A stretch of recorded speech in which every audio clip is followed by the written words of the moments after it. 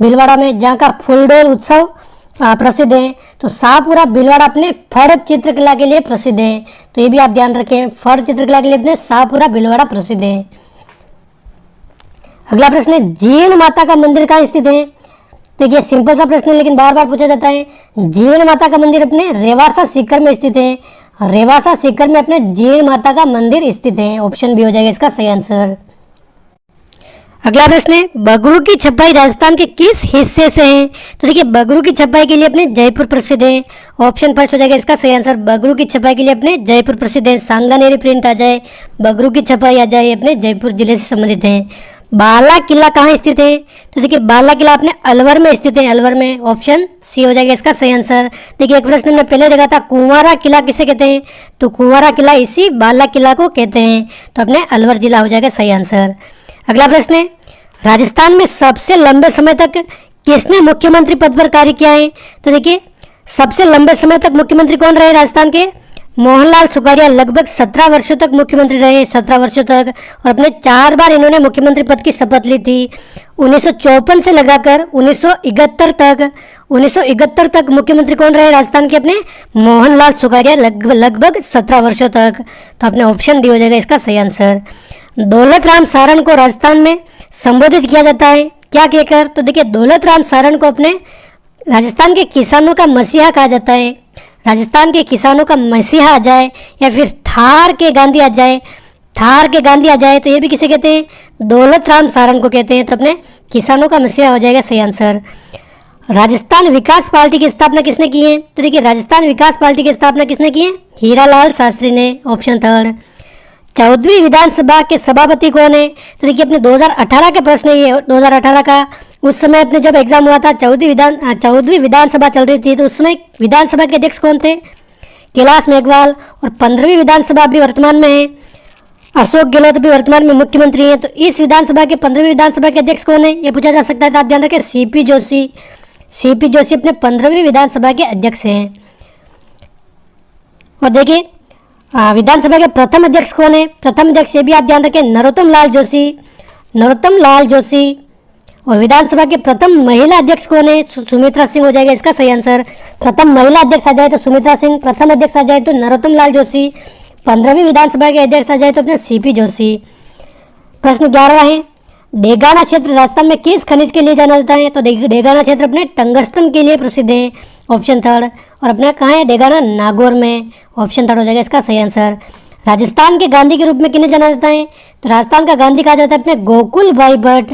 ये अपने सिरोही जिले से संबंधित है, सिरोही जिले से। इनका जन्म भी पूछा जाता है, किस गांव में हुआ था? हाथल गांव में इनका होता है जन्म। सिरोही जिले के हाथल गांव में गोकुल भाई भट्ट का जन्म होता है। और देखिए भोगीलाल पांड्या आपने पढ़ा होगा, वागड़ का गांधी इनको कहते हैं। वागड़ का गांधी आ जाए, डूंगरपुर प्रजामंडल के संस्थापक आ जाए तो भोगीलाल पांड्या को कहा जाता है। और सिरोही प्रजामंडल के संस्थापक आ जाए तो अपने गोकुल भाई भट्ट को कहा जाता है। और राजस्थान के गांधी भी इन्हीं को कहा जाता है। राजस्थान का एकमात्र पक्षी चिकित्सालय कहाँ है? तो राजस्थान का एकमात्र पक्षी चिकित्सालय अपने जयपुर में स्थित है। लाग बाग क्या था? तो देखिए किसानों पर जो आरोपित कर था उसको लाग बाग के नाम से जानते हैं। तो किसानों पर जो आरोपित कर है उसको लाग बाग कहते हैं। राजस्थान अपने वर्तमान स्वरूप में कब आया? आपने कई बार इसको देख लिया है। 1 नवंबर 1956 के दिन, 1 नवंबर 1956 को अपने राजस्थान वर्तमान स्वरूप में आया। 7 चरणों में मिलकर अपने राजस्थान का एकीकरण पूरा हुआ। 7वां चरण अपने 1 नवंबर 1956 के दिन पूरा हुआ। शब्द राजस्थान का पहली बार प्रयोग निम्नलिखित में से किस इतिहासकार द्वारा किया गया है? तो देखिए हमने राजस्थान का परिचय देखा है, उसमें हमने अच्छी तरीके से बात की है। राजस्थान का परिचय में राजस्थान शब्द का सबसे पहले प्रयोग किसने किया है? अपने कर्नल जेम्स टोड ने, जिनको घोड़े वाले बाबा भी कहते हैं। घोड़े वाले बाबा आ जाए, राजस्थान इतिहास के पितामह आ जाए तो अपने किसे कहते हैं? कर्नल जेम्स टोड ने। और इन्होंने सबसे पहले राजस्थान शब्द का प्रयोग किया था। या फिर राजस्थान शब्द आ जाए तो राजस्थान शब्द का भी सबसे पहले इन्होंने ही प्रयोग किया था।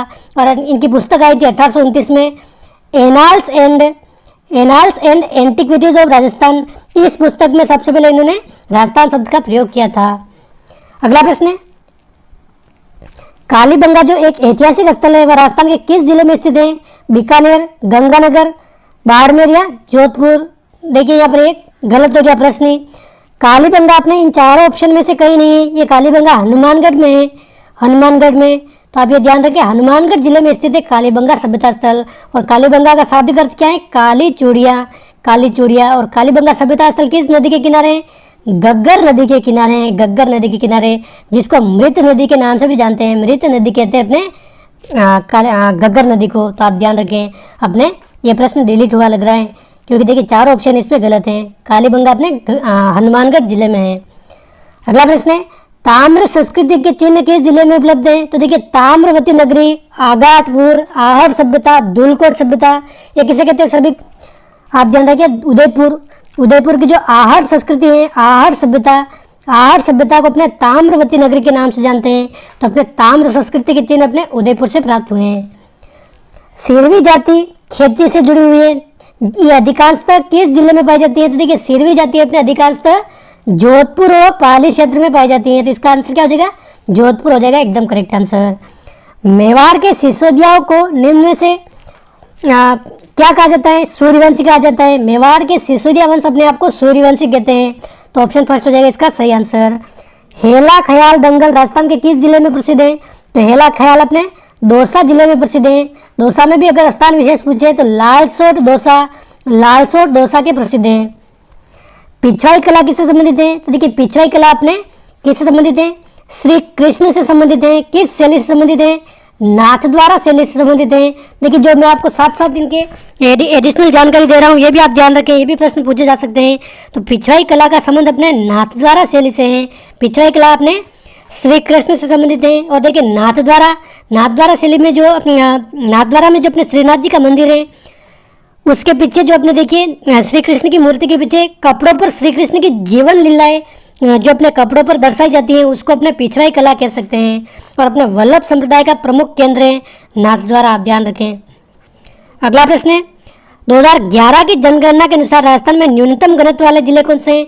तो देखिए न्यूनतम घनत्व अगर पूछा जाए तो देखिए सबसे न्यूनतम घनत्व तो अपने है जैसलमेर का, मात्र 17 व्यक्ति प्रति वर्ग किलोमीटर। और उसके बाद आता है अपने बीकानेर का नंबर 78 व्यक्ति प्रति वर्ग किलोमीटर। तो जैसलमेर व बीकानेर सबसे न्यूनतम हो जाएगा 2011 के अनुसार बात करें तो। और देखिए सबसे ज़्यादा किसका है? अपने जयपुर का है, जयपुर का। और सबसे जयपुर के बाद सबसे दूसरा नंबर किसका आता है? सबसे ज़्यादा में भरतपुर का आता है।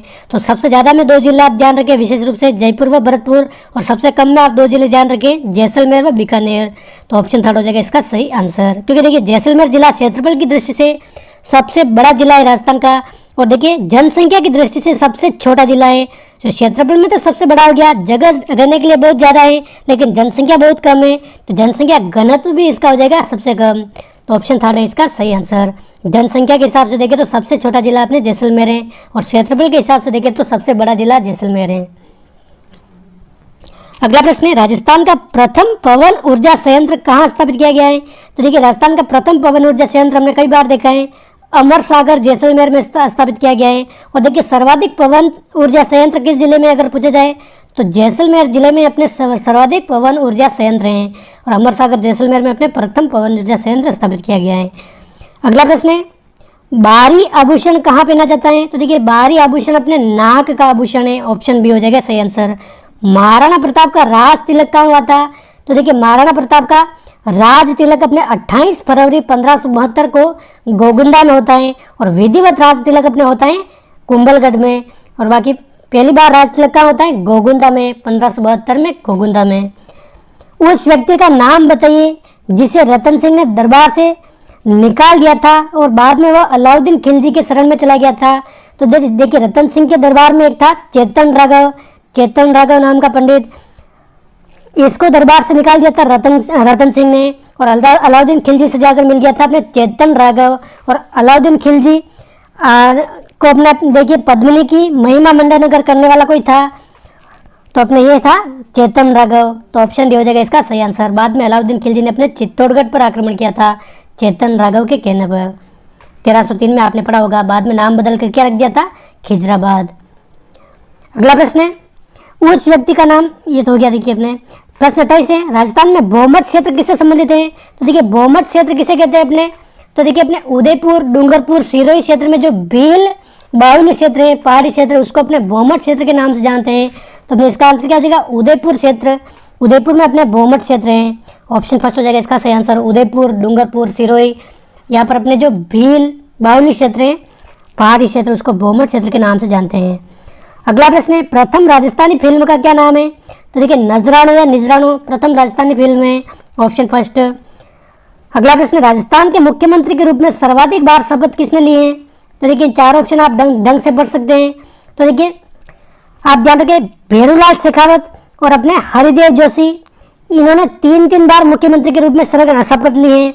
मोहनलाल सुखाड़िया ने अपने 4 बार शपथ ली है।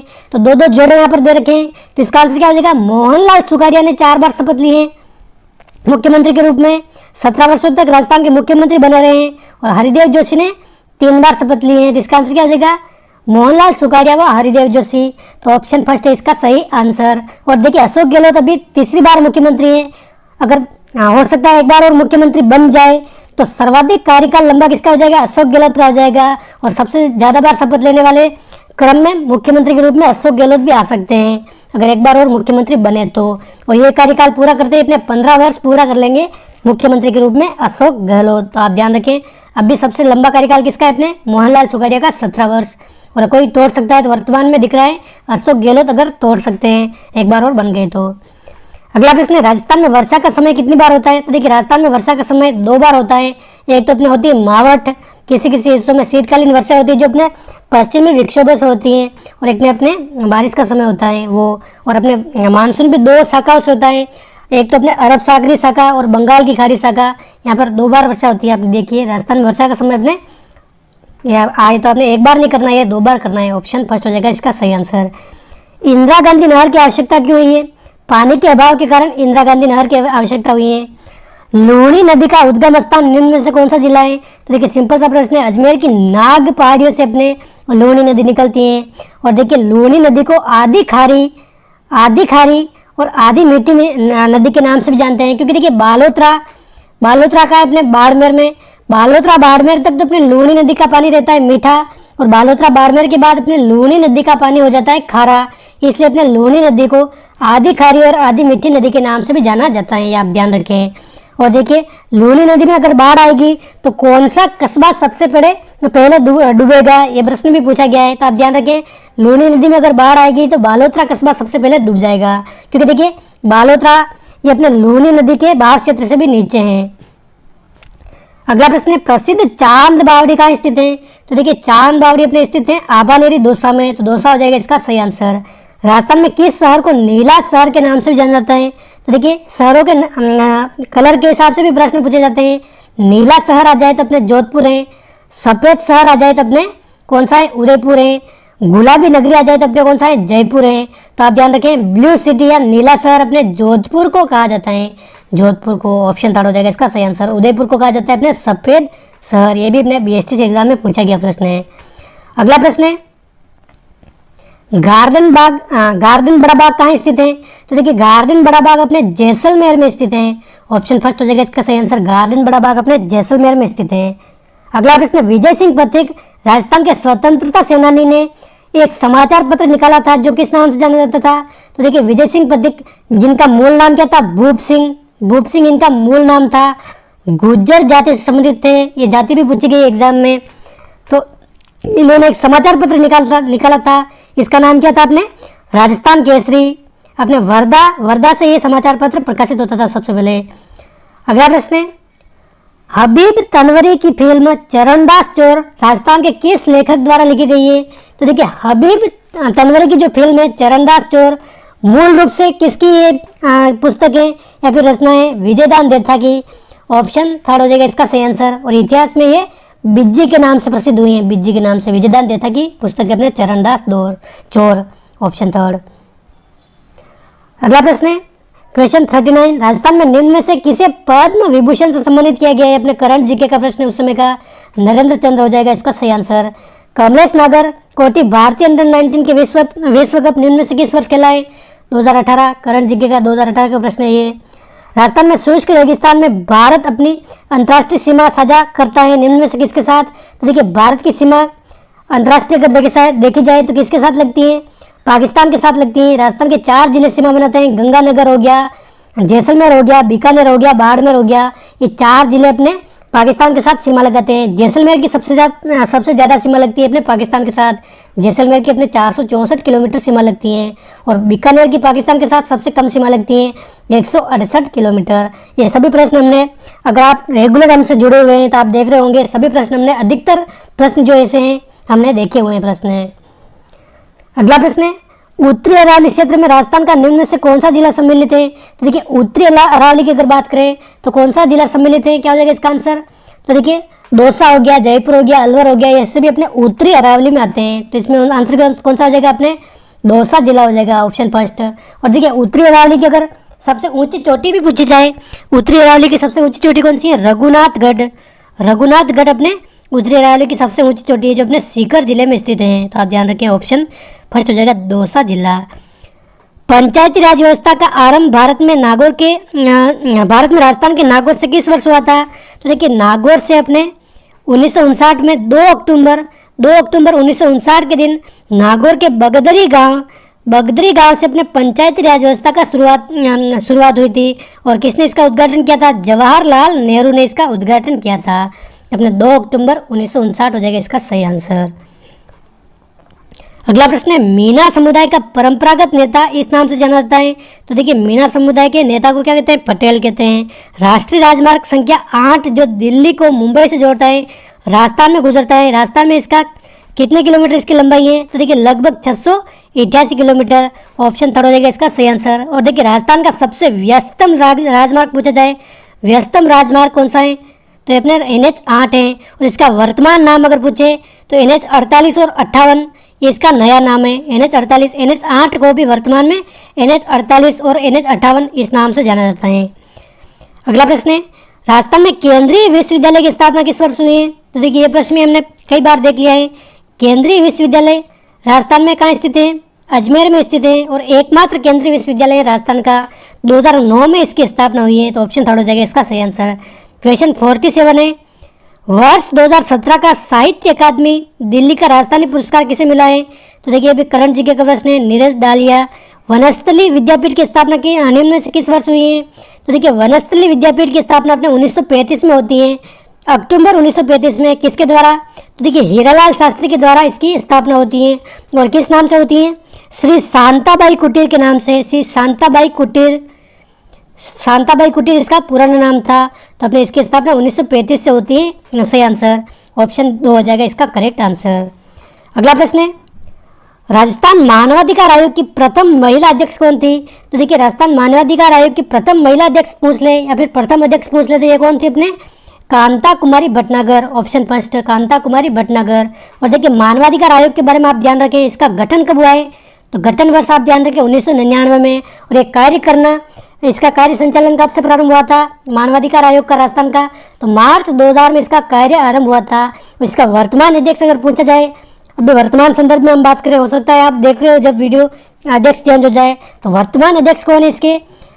गोपाल कृष्ण व्यास। गोपाल कृष्ण व्यास अपने अप्रैल 2022 में वर्तमान अध्यक्ष हैं राजस्थान मानवाधिकार आयोग के। गोपाल कृष्ण व्यास आप ध्यान रखें इसका। अगला प्रश्न अपने, राजस्थान की प्रथम महिला मुख्य सचिव कौन थी? तो देखिए, राजस्थान की प्रथम महिला मुख्य सचिव कौन थी? खुशहाल सिंह। ऑप्शन सेकंड हो जाएगा इसका सही आंसर। और देखिए, प्रथम महिला मुख्य सचिव नहीं पूछे, ऐसे पूछ ले कि राजस्थान के प्रथम मुख्य सचिव कौन थे? तो देखिए, राजस्थान के प्रथम मुख्य सचिव अपने के राधाकृष्णन थे। के राधाकृष्णन ये अपने राजस्थान के प्रथम मुख्य सचिव थे। तो अपने ऑप्शन सेकंड हो जाएगा इसका सही आंसर। प्रथम महिला मुख्य सचिव अपने कौन है? ये है। अगला प्रश्न है, किस वर्ष राजस्थान नहर का नाम इंदिरा गांधी नहर के रूप में पुनः नामकरण किया गया था? तो देखिए, इंदिरा गांधी जो नहर वर्तमान में है, इसका पहले नाम शुरू से इंदिरा गांधी नहर नहीं था। इसका पहले नाम क्या था? पुराना नाम अगर आपसे पूछा जाए तो आप ध्यान रखिए, राजस्थान नहर कहते थे इसको। राजस्थान नहर के नाम से जाना जाता है अपने इंदिरा गांधी नहर को। तो देखिए, राजस्थान नहर से नाम बदलकर इंदिरा गांधी नहर कब रखा गया? अपने 1984 में इसका नाम इंदिरा गांधी नहर रखा गया है अपने राजस्थान नहर से बदलकर। तो ऑप्शन 4 हो जाएगा इसका सही आंसर। इंदिरा गांधी नहर अपने 1984 में रखा गया था, तो आपको ध्यान रखना है। अगला प्रश्न, राजपुताना का एकमात्र गैर राजपूत गढ़ कौन सा है जो शक्तिशाली किलों में से एक है और जिसने बार बार हुए आक्रमण को झेला है? तो एक क्या हो जाएगा इसका आंसर? लोहागढ़ किला राजस्थान का एकमात्र अजय दुर्ग है और यहाँ पर जाट वंश का शासन था। जाट वंश का शासन था। यहाँ पर बार बार आक्रमण हुए लेकिन ना तो इसको अंग्रेज जीत पाए ना इसको मुगल जीत पाए, यानी कि एकमात्र अजय दुर्ग इसको कहा जा सकता है लोहागढ़ किला, जो अपने कहा है भरतपुर जिले में जहाँ पर इसके निर्माण किसने कराया था? महाराजा सूरजमल जाट ने। सूरजमल जाट के बारे में आप पढ़ते होंगे, जाटों का अफलातून कहा जाता है। जाटों का अफलातून आ जाए, नाम किसे कहते हैं? सूरजमल जाट को कहा जाता है। अगला प्रश्न है, गोवंश पशुओं में नागौरी नस्ल का मुख्यतः किस लिए उपयोग किया जाता है? तो देखिए नागौरी नस्ल मुख्य रूप से तो भारवाहक नस्ल है, लेकिन ये दूध थोड़ा दूध लेकिन लंबे समय तक दूध देती है। तो दुधारी नस्ल तो इसको नहीं कह सकते, लेकिन थोड़ा दूध लंबे समय तक देती है और भारवाहक नस्ल है और अपने खेती के लिए इसके बेल उपयोग में लिए जा सकते हैं। तो अपने दोहरा प्रयोजन नस्ल है ये। ऑप्शन 3 हो जाएगा इसका सही आंसर। अगला प्रश्न है, दिल्ली के सुल्तान अलाउद्दीन खिलजी ने किस वर्ष चित्तौड़गढ़ पर कब्जा किया था? तो देखिए 1303 में अपने अलाउद्दीन खिलजी ने रतन सिंह, जो अपने यहाँ के शासक अगर नाम पूछे जाए तो कौन थे? अपने रतन सिंह। रानी कौन थी? पद्मिनी। तो इन्होंने अलाउद्दीन खिलजी ने अपने 1303 में अपने चित्तौड़गढ़ पर अधिकार किया था और चित्तौड़गढ़ दुर्ग का नाम बदल कर क्या रख दिया था? खिजराबाद। और देखिए घोड़ा और बादल आप नाम पढ़ते हैं, घोड़ा और बादल इसी युद्ध से संबंधित हैं, आप ध्यान रखें। रतन सिंह को जब बंदी बनाकर ये अपने अलाउद्दीन खिलजी ले जाता है तब अपने महत्वपूर्ण भूमिका कौन निभाते हैं? घोड़ा और बादल। तो 1303 में अपना हुआ था, खिजराबाद नाम रखा था। ऑप्शन 2 हो जाएगा इसका सही आंसर। अगला प्रश्न है, निम्न विकल्पों में से सर्वाधिक जल संरक्षण की क्षमता किस बांध में है? बिसलपुर बांध, जवाई बांध, माही बजाज सागर बांध या फिर राणा प्रताप सागर बांध। तो देखिए सर्वाधिक जल संरक्षण क्षमता अगर पूछे तो किस बांध की है? चारों बांधों में से राणा प्रताप सागर बांध हो जाएगा इसका सही आंसर। अपने चित्तौड़गढ़ जिले में है ये, रावतबाटा में, जहाँ पर अपने परमाणु ऊर्जा संयंत्र स्थापित है। तो अपने ये कहाँ है? चित्तौड़गढ़ रावतबाटा में है अपने यही बांध। और देखिए जवाई बांध के बारे में आप मुख्य बात ध्यान रखें, मारवाड़ का अमृत सरोवर कहा जाता है अपने जवाई बांध को और अपने पश्चिमी राजस्थान का सबसे बड़ा बांध है जवाई बांध। अगला प्रश्न है, राजस्थान की अंतरराष्ट्रीय सीमा कितनी लंबी है? तो देखिए राजस्थान की अंतरराष्ट्रीय सीमा कितनी लंबी है? आप सभी को पता होगा, राजस्थान अपने पाकिस्तान के साथ सीमा बनाता है। 1070 किलोमीटर सीमा लगती है। राजस्थान के 4 जिले सीमा बनाते हैं। तो देखिए 1070 यहाँ पर ऑप्शन में सीधा नहीं दे रखा है, क्या दे रखा है? 1000 से 1100 किमी। तो इसका आंसर क्या हो जाएगा? 1070 किलोमीटर तो अपने 1000 से 1100 किलोमीटर के बीच ही आता है। तो ऑप्शन 2 हो जाएगा इसका सही आंसर। अगला प्रश्न है, ये अपने करण जी के संबंधित प्रश्न है। तो देखिए आप इसका सीधा आंसर देख लीजिए, सहायक नदियों का नवीनीकरण, सूखा से लड़ने के और जल प्रबंधन को सुधारने के लिए राजस्थान सरकार माही, चंबल, लूणी, सुगड़ी और पश्चिमी बनास घाटी के अतिरिक्त जल का उपयोग करना चाहती है। ये अपने किस परियोजना के तहत है? सहायक नदियों का नवीनीकरण। अगला प्रश्न, राजस्थान का नाभिकीय बिजली ऊर्जा संयंत्र कहाँ स्थित है? तो हमने अभी देखा है राणा प्रताप सागर बांध पर, रावतबाटा में ये अपने। तो राजस्थान का नाभिकीय बिजली ऊर्जा संयंत्र अपने कहाँ स्थित है? रावतबाटा में। अगला प्रश्न है, कौन सा शहर मसूरिया मलमल नामक महीन मलमल के लिए प्रसिद्ध है? तो देखिए मसूरिया मलमल अपने कोटा का प्रसिद्ध है। अगर कोटा डोरिया शायरी आ जाए, मसूरिया मलमल आ जाए तो अपने कोटा का प्रसिद्ध है। देखिए मसूरिया पहाड़ी एक अपने जोधपुर में भी है, जोधपुर में भी अपने मसूरिया पहाड़ी है, लेकिन मसूरिया मलमल अगर पूछा जाए तो कोटा का प्रसिद्ध है। अगला प्रश्न है, जूनागढ़ महल कहाँ स्थित है? देखिए यहाँ पर अगर ऑप्शन बीकानेर पहला ऑप्शन होता तो 100% यहाँ पर काफ़ी सारे बच्चे बीकानेर इसका आंसर करते हैं। बीकानेर में तो जूनागढ़ किला है। जूनागढ़ अगर दुर्ग पूछा जाए तो बीकानेर में, लेकिन जूनागढ़ महल पूछा जाए तो जूनागढ़ महल अपने कहाँ है? ये अपना डूंगरपुर गेप सागर झील के किनारे हैं। और देखिए जूनागढ़ महल आ जाए, एक थम्बिया महल आ जाए, एक थम्बिया महल ये भी अपने कहाँ है? डूंगरपुर में। तो ऑप्शन 2 हो जाएगा इसका सही आंसर। क्वेश्चन 61 है, अपने करण जी के संबंधित है लेकिन महत्वपूर्ण है, अभी भी पूछा जा सकता है। क्योंकि देखिए राजस्थान के किस ऊष्मीय विद्युत संयंत्र ने बिजली मंत्रालय भारत सरकार से मेधावी यानी कि सर्वोच्च उत्पादकता पुरस्कार 1992-93 से प्रत्येक वर्ष प्राप्त किया है? यानी कि 1992-93 से प्रत्येक वर्ष सर्वोच्च उत्पादकता पुरस्कार किसको मिल रहा है? अपने Kota super thermal power station को। तो ऑप्शन 2 हो जाएगा इसका सही आंसर। आप ध्यान रख सकते हैं इसको अगर रखना चाहे तो। मारवाड़ क्षेत्र का किस नस्ल का घोड़ा दुर्लभ प्रजाति का है? तो देखिए मारवाड़ क्षेत्र का अपने मालानी नस्ल का घोड़ा अपने दुर्लभ प्रजाति का है, क्योंकि देखिए ये घुड़सवारी के लिए प्रसिद्ध है। राजा विजय इसका, राजा जो महाराजा होते थे ये इसका प्रयोग करते थे मालानी नस्ल के घोड़े का। ये दुर्लभ प्रजाति का है। क्वेश्चन 63 है, ये भी अपना करंट जीके का प्रश्न है, आप इसका कोई मतलब नहीं है अभी वर्तमान संदर्भ में। प्रश्न 64 है, अरावली पर्वत श्रेणी जो माउंट आबू के पास स्थित है उसके उच्चतम शिखर गुरु शिखर की ऊंचाई कितनी है? तो देखिए गुरु शिखर की ऊंचाई कितनी है, देखिए यहाँ पर ऑप्शन फीट में दे रखा है, लेकिन हमें पता है 1722 मीटर इसकी ऊंचाई है, लेकिन 1722 मीटर लगभग कितना होगा आपने, तो 5650 मीटर हो जाएगा इसका सही आंसर, सॉरी फीट हो जाएगा, 5650 फीट या फिर 1722 मीटर, मीटर में नहीं दे रखा है तो अपने 5650 फीट हो जाएगा, तो अपने ऑप्शन थर्ड हो जाएगा इसका सही आंसर, 5600 से 5700 फीट हो जाएगा इसकी ऊंचाई गुरु शिखर की, सिरोही में स्थित है ये। अगला प्रश्न है, राजस्थान के माननीय मुख्य सचिव कौन है? देखिए वर्तमान संदर्भ में अगर देखें तो ये चारों मुख्य सचिव वर्तमान में नहीं है, पहले रह चुके हैं, वर्तमान में आप ध्यान रखें उषा शर्मा है इसका सही आंसर। राजस्थान के वर्तमान मुख्य सचिव अगर पूछा जाए तो अपने वर्तमान संदर्भ में उषा शर्मा मुख्य सचिव है। राजस्थान में कितने व्यावसायिक हवाई अड्डे हैं? तो देखिए वर्तमान में 6 व्यावसायिक हवाई अड्डे हैं, ऑप्शन फर्स्ट हो जाएगा इसका सही आंसर। अगला प्रश्न है, जोधपुर के घरों में प्रायः कौन से रंग के घर दिखते हैं? तो देखिए जोधपुर में प्रायः कौन से रंग के घर दिखते हैं? देखिए 2018 में भी ये प्रश्न पूछा था, 2019 में वापस घुमा फिरा कर इसको पूछ लिया गया है, ये भी 2019 का पेपर चल रहा है हमारे, 50 प्रश्न तक तो अपने 2018 का था, बाद में 50 से 100 तक ये अपने 2019 का पेपर चल रहा है, 19 में जो प्रश्न पूछे गए थे। तो देखिए जोधपुर को हमने अभी देखा है नीला शहर के नाम से जानते हैं, तो जोधपुर के घर भी किस रंग के हैं? नीले रंग के, ऑप्शन डी हो जाएगा इसका सही आंसर। और देखिए सफ़ेद शहर किसे कहते हैं? सफ़ेद शहर अपने उदयपुर को कहते हैं, उदयपुर को अगर पूछा जाए तो सफ़ेद शहर के नाम से जानते हैं। और नीला शहर किसे कहते हैं? जोधपुर को कहते हैं। गुलाबी शहर किसे कहते हैं? जयपुर को कहते हैं। तो आप ये ध्यान रखें। अगला प्रश्न है, कच्चे तेल का सर्वाधिक उत्पादन कौन से क्षेत्र से होता है? तो देखिए कच्चे तेल का सर्वाधिक उत्पादन अपने मंगला बाड़मेर क्षेत्र से होता है। राजस्थान की विधानसभा में वर्तमान विधानसभा का कौन सा क्रमांक है? देखिए वर्तमान विधानसभा का अपने 15वीं क्रमांक है। 2018 से 23 तक जो अपने विधानसभा चल रही है ये अपने 15वीं विधानसभा है। और 15वीं विधानसभा के अध्यक्ष अगर पूछा जाए तो सीपी जोशी इसके अध्यक्ष हैं। मुख्यमंत्री पूछा जाए तो आपको पता होगा अशोक गहलोत इसके मुख्यमंत्री हैं 15वीं विधानसभा के। अगला प्रश्न है, प्रसिद्ध कोटा पत्थर किस प्रकार की सामग्री है? तो देखिए कोटा पत्थर अपने चूना पत्थर है। कोटा स्टोन है कोटा के प्रसिद्ध है, ये अपने चूना पत्थर के प्रकार हैं।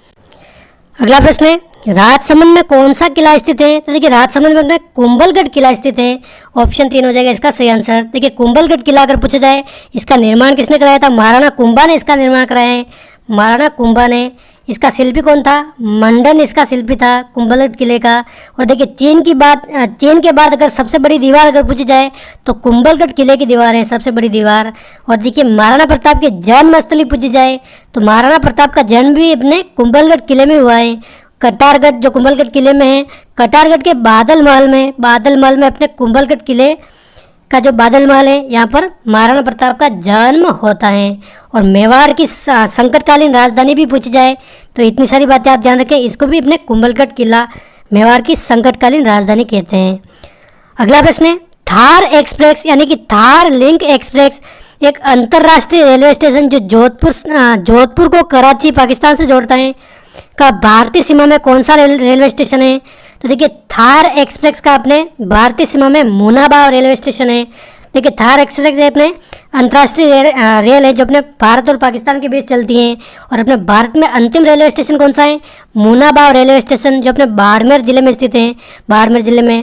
और अपने भारत की सीमा के नज़दीक अपने मुनाबाव के नज़दीक अपने पाकिस्तान में रेलवे स्टेशन कौन सा है? खोखरापार जो अपने पाकिस्तान का भारत के नज़दीक अपने अंतिम रेलवे स्टेशन है खोखरापार। अपने मुनाबाव हो जाएगा बाड़मेर में जो अपने थार एक्सप्रेस का भारत में अंतिम रेलवे स्टेशन है, तो ऑप्शन बी हो जाएगा इसका सही आंसर मुनाबाव। अगला प्रश्न है, वर्ष 2011 की जनगणना के अनुसार राजस्थान का सबसे कम आबादी वाला जिला कौन सा है? सिंपल सा प्रश्न है। सबसे अधिक आबादी तो पूछी जाए जयपुर की, सबसे कम पूछी जाए तो अपने जैसलमेर जिले की है। सबसे कम आबादी अपने जैसलमेर की है। इसके बाद अगर बात करें तो प्रतापगढ़ की है, सिरोही की है, बूंदी की है। इस प्रकार आप क्रम याद रख सकते हैं। तो सबसे कम आबादी अपने जैसलमेर की है, मात्र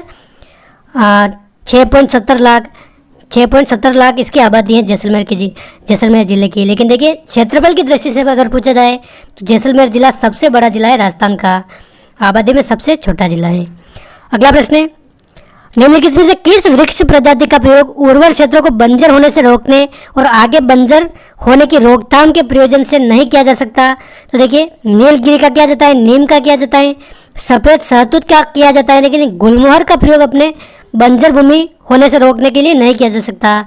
तो ऑप्शन 3 है इसका सही आंसर। अलवर जिले में कौन सा राष्ट्रीय उद्यान है? तो देखिए, अलवर जिले में इन चारों ऑप्शन आप ढंग से पढ़ सकते हैं। सरिस्का अभ्यारण्य अपने अलवर जिले में है।